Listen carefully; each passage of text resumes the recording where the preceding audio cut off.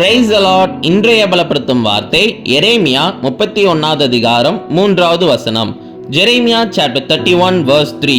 அநாதி சிநேகத்தால் உன்னை சிநேகித்தேன், ஆதலால் காருண்யத்தால் உன்னை இழுத்து கொள்ளுகிறேன். I have loved you with an everlasting love, therefore with loving kindness I have drawn you. ஹல்லேலூயா. இன்றைக்கு ஏசப்பா உங்களை அதிகமாக நேசிக்கிறேன் என்று உங்களை பார்த்து சொல்லுகிறார். அநேக நாட்கள் நீங்க அவரை விட்டு விலகி போனாலும் ஏசப்பாவுடைய அன்பு இன்றைக்கு வரைக்கும் மாறவே இல்லை.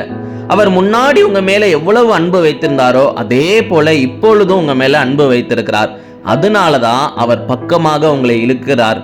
நீங்க நிறைய காரியங்கள் அவருக்கு பிடிக்காத காரியங்கள் செய்தாலும் கூட அவர் அதை மன்னித்து ஏற்றுக்கொண்டு அவருடைய பிள்ளையாக மாற்றுகிறார். அவர் உங்க மேல அதிகமான அன்பு வைத்ததுனால அவர் எப்பொழுதும் உங்களை பற்றியே யோசித்து கொண்டு இருக்கிறார்.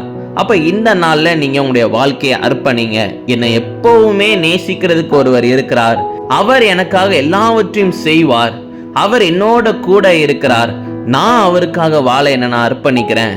இந்த நாள்ல என்ன நான் அர்ப்பணிக்கிறேன்னு சொல்லி நீங்க அர்ப்பணிங்க.